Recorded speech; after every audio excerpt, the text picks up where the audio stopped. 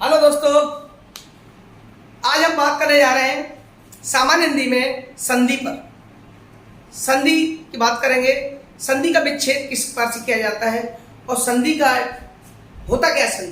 संधि होता है दो शब्दों के संयोजन, मेल को संधि कहते हैं।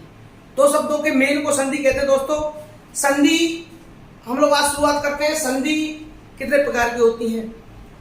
संधि 3 प्रकार की होती है: स्वर संधि, व्यंजन संधि एंड विसर्ग संधि। और इसमें भी हम उपभाग होते हैं इनके। तो आज बात करने जा रहे हैं स्वर संधि के बारे में। स्वर संधि के 6 उपभाग होते हैं।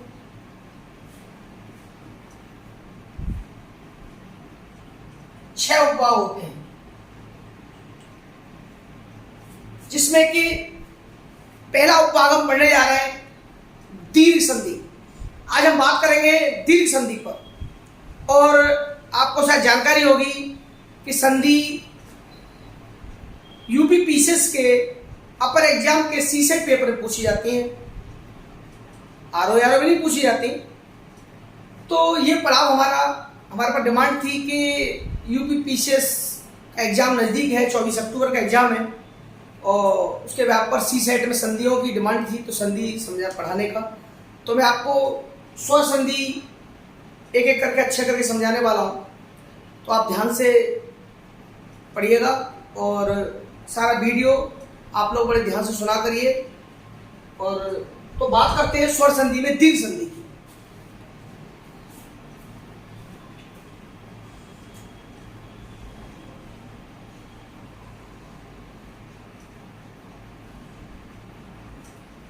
जैसा कि इसके नाम से आप समझ पा रहे हैं, यह दीर्घ संधि। यहां पर आप ये समझ रहे होंगे कि संधि का विच्छेद जब करते हैं किसी शब्द का, तो किसी का डिवीजन, संधि के शब्द का डिवीजन होता है। तो डिवीजन 2 शब्दों में होता है, 2 शब्दों में होता है। समाप्त कोई डिवीजन नहीं कर सकते हम लोग। इसकी पहचान क्या होती है, विच्छेद कैसे किया जाता है, मैं आपको बताने वाला हूं। तो सॉरी, यहां पर जैसे कि एग्जाम्पल ले लेते हैं हिमालय।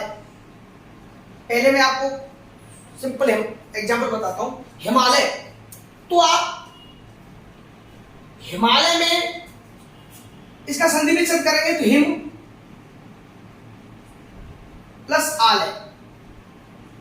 मैं आपको इसलिए दिखाया समझाने के लिए कि यहां दोनों शब्दों का मीनिंग होता है। हिम मीन्स बर्फ, आलय मीन्स स्थान, है ना।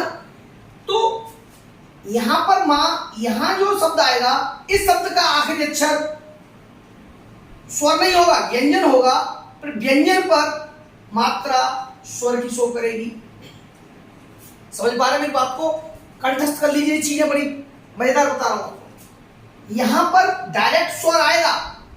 सेकंड जो शब्द होगा आपका संधि विच्छेद का, जो सेकंड शब्द होगा, उसमें डायरेक्ट क्या आएगा, स्वर आएगा। क्लियर? अब यहां हिम पर क्या है, जैसे देखिए विद्यार्थी, तो विद्या प्लस अर्थी, दोनों शब्दों का 2 शब्द है ये। तो यहां पर विद्या आ रहा है, आ की मात्रा आई, मात्रा है, इस शब्द पर मात्रा आएगी, इस शब्द के अंतिम अक्षर पर क्या आएगी, मात्रा आएगी, और यहां डायरेक्ट स्वर आएगा। क्लियर दोस्तों? अब इसको बताऊंगा कि दीर्घ संधि में कैसे हम स्वरों का संयोजन कैसे करते हैं, कैसे स्वर आते हैं। समझ पा रहे हैं आपको मेरी बात को? हिमालय, विद्यार्थी, कुछ शब्द, बहुत शब्द आएंगे आपके सामने। इन शब्दों को हमें क्या करना है, समझना है। कैसे आ हो जाता है, ई होता है, क्या इसके बारे में बताता हूं मैं। तो देखिए दोस्तों, ध्यान रखिएगा। अ प्लस आ, जैसा कि मैंने आपको नाम बताया था दीर्घ, यहां पर इन स्वरों का मिलन ही दीर्घ हो जाता है। चाहे अ या बड़ा आ, यहां भी बड़ा आ हो जाएगा। बड़ा आ प्लस आ बड़ा हो जाएगा। बड़ा आ प्लस बड़ा आ बड़ा आ हो जाएगा। ठीक है दोस्तों, ये आ की बात हुई। इससे संबंधित एग्जाम्पल ले लीजिए, जैसे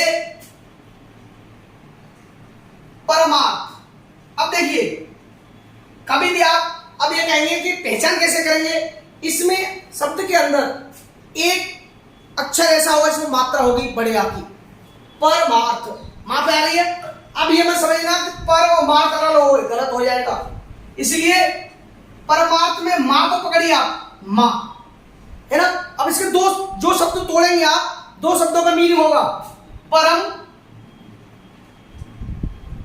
परम प्लस क्या होगा अर्थ। समझ पा रहे हैं आप मेरी बात को, परम प्लस अर्थ। अब देखो म और अ, म पे अ क्या क्या है, मात्रा है अ की, छोटे आ की मात्रा है, और यहां अ, तो अ बराबर क्या होगा, आ हो गया। समझ पा रहे हैं दोस्तों, ये चीज मैं बताने वाला हूं, बता रहा हूं ये चीजें कि यहां पर हम परमार्थ। अब आप सोचा कि भाई मां की मात्रा, यहां पर संधि विच्छेद में ध्यान रखिए अ मतलब बड़े आ की कोई मात्रा आएगी और दो शब्दों में टूटेगा। बहुत से शब्द ऐसे होते हैं कि मात्रा तो आएगी लेकिन वो संधि नहीं हो सकती, क्योंकि शब्द नहीं टूट रहे, दो शब्दों का संयोजन, दो शब्दों का मेल ही संधि है। संधि विच्छेद भी करेंगे तो दो शब्दों का तोड़ना, दो शब्दों में तोड़ना संधि विच्छेद करना होता है, दो शब्दों को जोड़ना ही संधि। ठीक है, चलिए और एग्जाम्पल ले लीजिए, रामायण।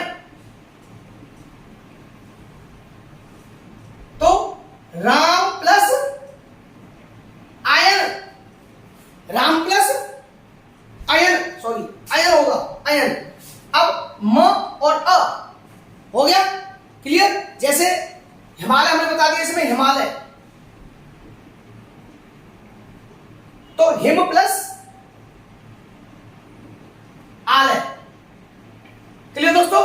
जैसे और ले लीजिए, अगर महाशय,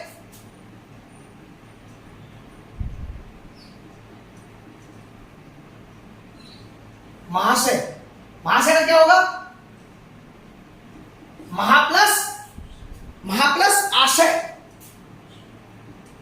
ये दोनों शब्द हैं, आ हो गया क्लियर। जैसे विद्यालय,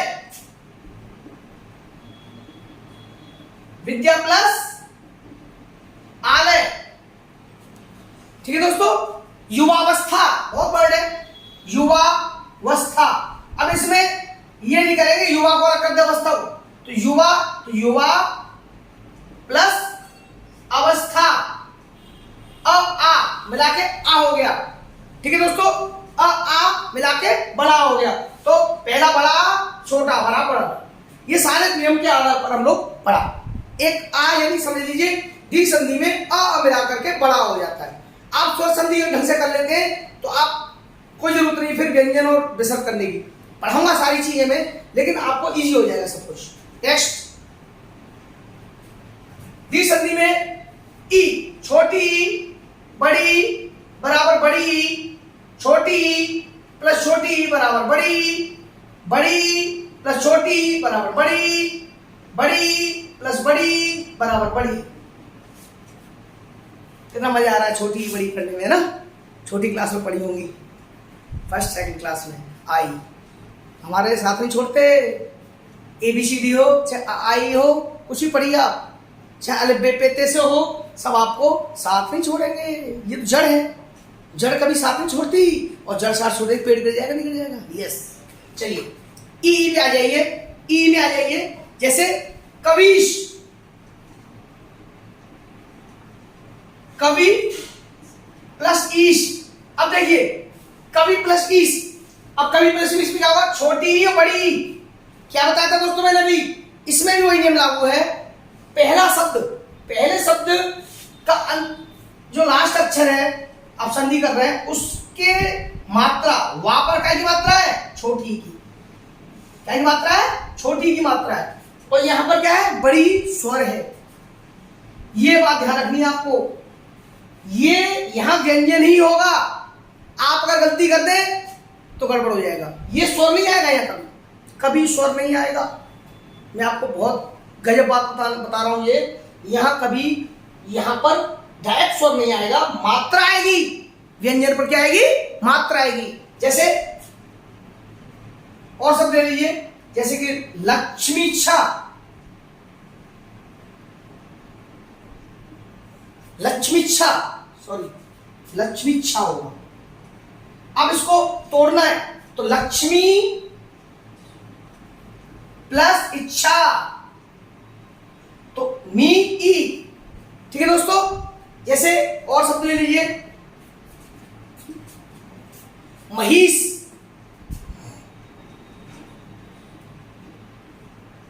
तो महि प्लस ईश आ गया। मही प्लस ईश, मही लिख दी चाहे ई लिख दीजिए, कोई बात नहीं, एक ही बात है। हाँ, बड़ी की मात्रा आई और बड़ी की आई, ई हो गया। यानी इस टाइप की कंडीशन आप देखेंगे, पहचान बड़ी की मात्रा आ गई, लक्ष्मी बड़ी की मात्रा आ गई, कबीश पर बड़ी की मात्रा आ गई। जैसे अभीष्ट, आपने ये शब्द पढ़ा होगा बहुत जगह, मैथ में पढ़ा होगा, हिंदी मीडियम में तो अभीष्ट शब्द पढ़ा होगा। तो इसको अभीष्ट में क्या पढ़ेंगे, अभि, अभि प्लस इष्ट। ठीक है, तो बड़ी ई का जो पैटर्न बना, क्या बना, बड़ी ई बना। क्लियर। अब अगला इसमें क्या क्या शब्द आते हैं, देखो आ हो गया, ठीक है दोस्तों, ई हो गया। अब अगला इसमें आएगा ऊ, छोटा ऊ बड़ा ऊ बराबर बड़ा ऊ, छोटा ऊ प्लस छोटा ऊ बराबर बड़ा ऊ, बड़ा ऊ प्लस बड़ा ऊ बराबर बड़ा ऊ, बड़ा ऊ प्लस छोटा ऊ बराबर बड़ा ऊ। दीर्घ का मतलब ही बड़ा बड़ा है, बड़ा बड़ा होगा भैया, बड़ा बड़ा, आ बड़ा, ई बड़ा, ऊ बड़ा। ठीक है, अब अगला पढ़ाओ, जैसे मंजूषा, ये शब्द है, अब इसको तोड़ना है। मंजूषा, ऊ की मात्रा आ रही है, तो मंजू प्लस उषा, समझ रहे, उषा। अब उषा बड़े ऊ के आए से छोटे ऊ की एक ही बात है, इसमें अलग नहीं कुछ आ रहा है। उषा, ऊ आ गया। कहने का मेरा मतलब व्यंजन पर मात्रा है यहाँ, और यहाँ डायरेक्ट स्वर है। ठीक है दोस्तों, जैसे पितृण, सॉरी सॉरी सॉरी इसमें नहीं आएगा, सॉरी। जैसे वधूत्सव, वधूत्सव, वधूत्सव, देखिए वधु प्लस उत्सव, ऊ आ गया, बड़ा ऊ आ गया। इस शब्दों को ये ध्यान रखना है, दो शब्द तोड़े जाते हैं तो शब्दों का सेंस होता है दोस्तों। ठीक है, जैसे सिंधुर्मी,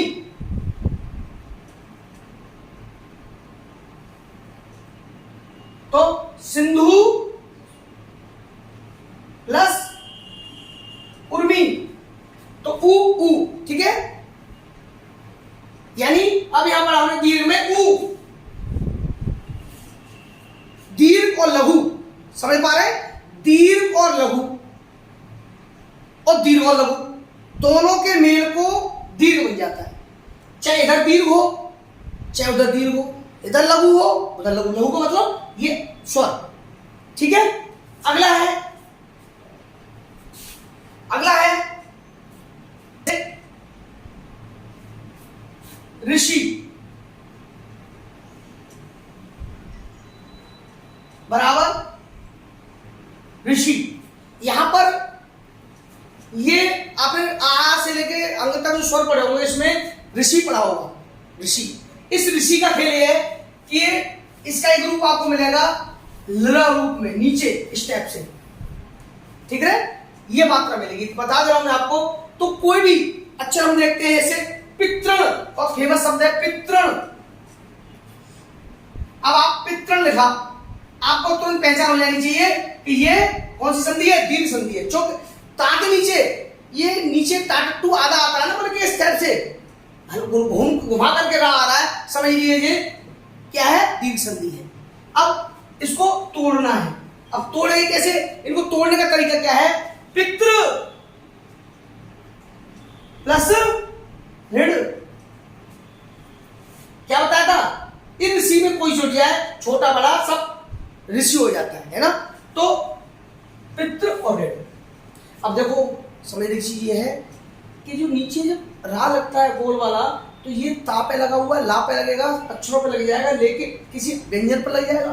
लेकिन यहाँ डायरेक्ट क्या आएगा, रा से ऋषि ही आएगा, यही स्वर होता है, असली स्वर तो यही है।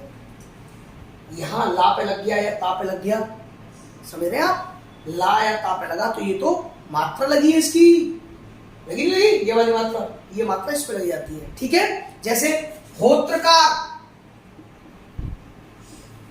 इस पे भी लिख दिए। तो होत्र प्लस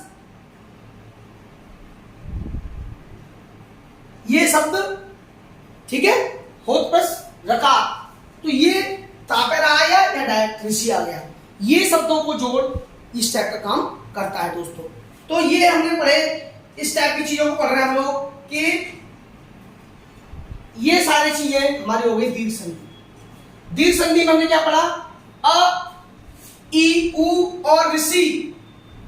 दोस्तों सिर्फ ध्यान रखिएगा, इन स्वरों के मेल को ही अ, आ, ई, उ अपने अपने में, आ का आ में मेल, ई का ई में मेल, उ का उ में बोल, या ध्यान रखेंगे, और री का री में मेल, ये सभी के मेल। अब हम आगे पढ़ेंगे कि ई का उ में, उ का ये बात की बात है। हम आज जो पढ़ने वाले हैं, जो पढ़ रहे हैं, क्लियर किया हमने आज।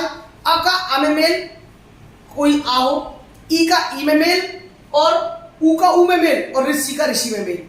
ये मेलों को हमने दीर्घ हो जाता है, बड़ा हो जाता है। ये सारी कंडीशन आपको बात करी हमने दोस्तों। तो हमारा स्वर संधि में पहला पढ़ा दीर्घ संधि। दोस्तों मेरे आगे वीडियो आते रहेंगे, संधि पूरी कवर करूंगा, और क्रम बाय क्रम आप वीडियो देखते रहिए।